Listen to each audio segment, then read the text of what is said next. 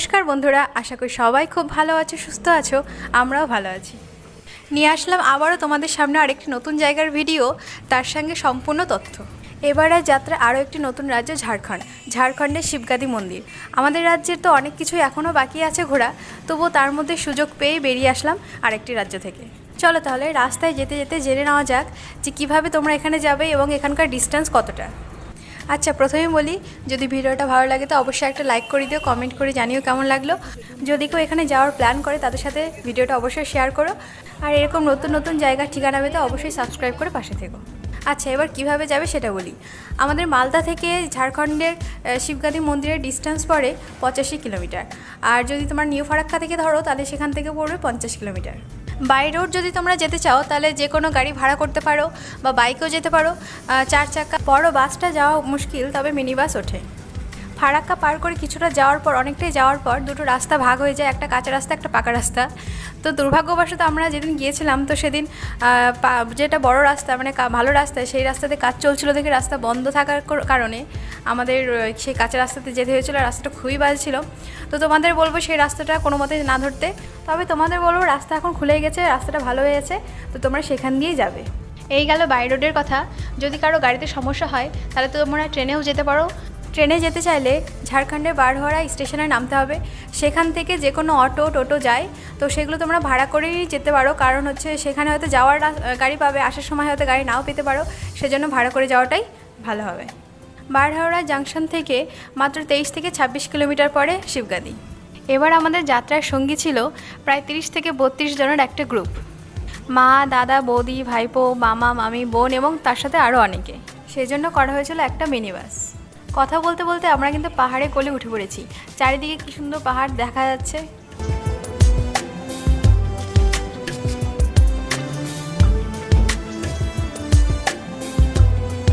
শিবগাদি ঢোকার আগে এই গেটটা দেখলেই বুঝতে পারবে যে হ্যাঁ আর বেশি দূর নেই।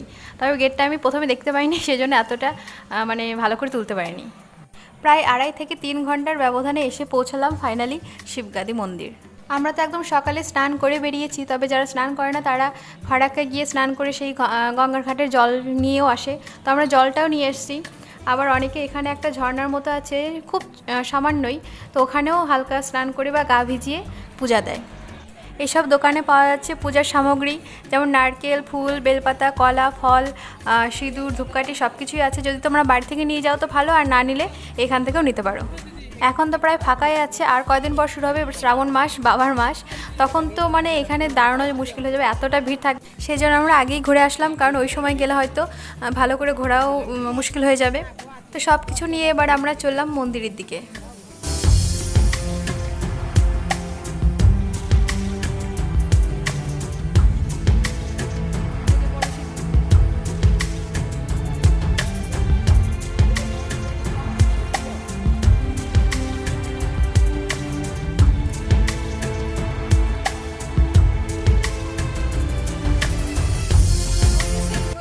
শ্রাবণ মাসে এখান দিয়ে একটা মেলা বসে যায়।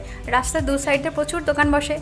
তার প্রস্তুতি এখন থেকেই শুরু হয়ে গেছে। তোমরা আগে দেখেছো কিনা জানি না, যে সব চক দিয়ে মার্ক করে রেখে গেছে কার কোথায় দোকান বসাবে।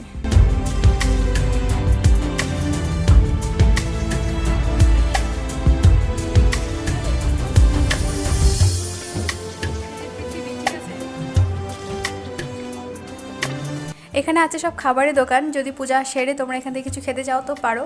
এখানে লুচি, পুরি, মুড়ি, ঘুগনি, তারপরে ধোসা সব কিছুই পাওয়া যায়। এগুলোর পাশেই আছে এই মন্দিরের কমিটি চত্বর, যেখানে কোনো অসুবিধা হলে তোমরা সেখানে বলতে পারো।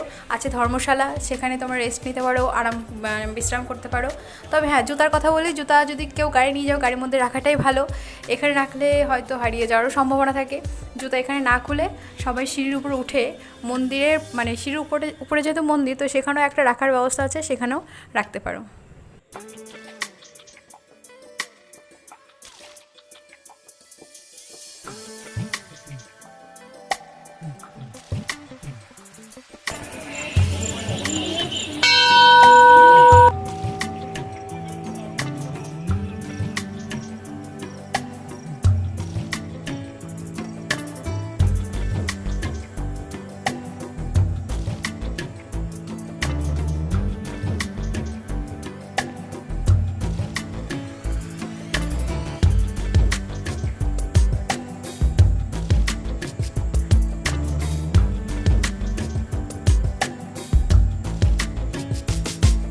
এখান থেকে শুরু হলো সিঁড়ি, প্রায় 195টা সিঁড়ি পার করে তারপর আছে মন্দির।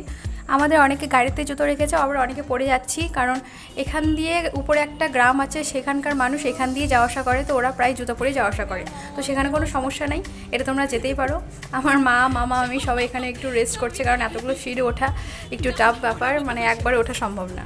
তবে এই সিঁড়িগুলো উঠতে বেশি কষ্ট হবে না, কারণ সিঁড়িগুলো অনেকটাই মানে চওড়া এবং বেশি খাড়াও না, এবং পাশে একটু একটু করে বসার জায়গা আছে, সাইডে ধরার জায়গা আছে, তো এখানে আরামসে ওঠা যাবে। 195টা সিঁড়ি, বেশি কষ্ট হবে না। তবুও যাদের কোমরের সমস্যা, হাঁটুতে সমস্যা, তারা একটু চিন্তাভাবনা করেই আসবে।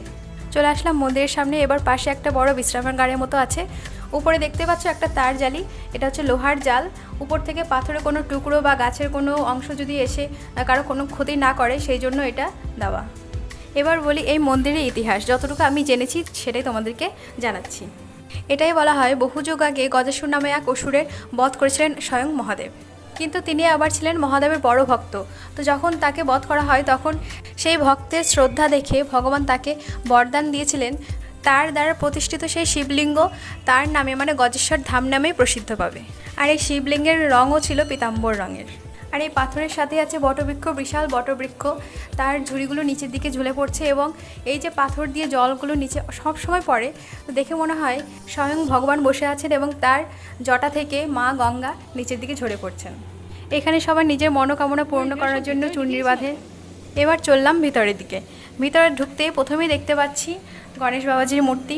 আর তোমরা দেখতে পাচ্ছ যে কত গুহাটা নিচু, মানে কোনো একটা লম্বা মানুষ গেলে মাথায় আঘাত পাবে। এবার আমরা সবাই এখানে পুজো দিয়ে নেব।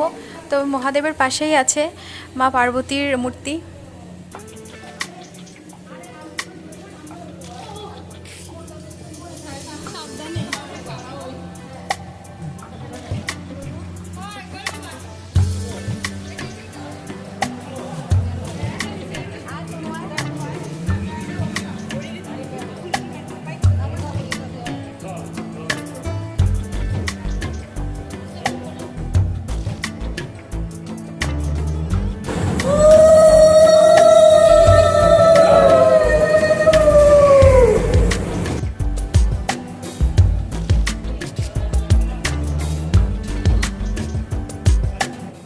অনেক আগে এখান দিয়ে ছিল একটা সুড়ঙ্গ, তো অনেক বছর আগে এই সুড়ঙ্গ রাস্তাটাও বন্ধ করে দেওয়া হয়েছে। পুজো দেওয়া হলো। এবার চলো যাই আরও একটা জায়গা। 365টা সিঁড়ি উঠে দেখতে পাবো নন্দীর পায়ের খুরের ছাপ। বলা হয় যে মহাদেব যখন নন্দীর পিঠের উপর বসে গজাসুরকে হত্যা করছিলেন, তো সেই সময় নন্দী একবার 2 পায়ে দাঁড়িয়েছিলেন, তো সেইখানকারই ওই খুরের ছাপ ওইখানে থেকে গেছে পাথরের উপর। তো এই সিঁড়িতে ওঠাটা একটু কষ্টকর, কারণ খুব খাড়া সিঁড়ি এবং অনেকটাই। 365টা সিঁড়ি পার করা একদম মুখের কথা নয়, তো যদি কারো সমস্যা থাকে তো না ওঠাটাই ভালো।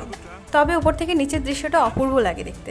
আমরা অনেক কষ্ট করে থেমে থেমে অতটা গিয়েছি এবং সত্যি উপরে দেখে এসেছি নন্দীর পায়ের খুরের ছাপ। জায়গাটা বেশ ভালো লাগলো। বলা হয় নাকি এখানে পূজা দিলে অনেকেরই মনোবাসনা পূর্ণ হয়। আসছে শ্রাবণ মাসে, ইচ্ছা হলে অবশ্যই গিয়ে পুজো দিয়ে আসতে পারো। তবে সারা বছরই পূজা চলে, আমরা যেমন গিয়ে পুজো দিয়ে আসলাম, তো তেমন কোনো সমস্যা হয় না। তবে হ্যাঁ, জায়গাগুলো একটু অপরিষ্কার। এই যে নন্দীর পায়ের ছাপ। তাহলে আজ এখানেই শেষ করছি। নেক্সট ভিডিও নিয়ে খুব তাড়াতাড়ি চলে আসছি, সেটা থাকবে মতি ঝর্ণার উপর। আর এই ভিডিওটা ভালো লাগলে অবশ্যই একটা লাইক, কমেন্ট, শেয়ার করে দিও। আর যদি নতুন বন্ধু হয়ে থাকো তো অবশ্যই সাবস্ক্রাইব করে পাশে থেকো। দেখা হচ্ছে নেক্সট ভিডিওতে। ততদিন পর্যন্ত সবাই ভালো থেকো, সুস্থ থেকো। টাটা।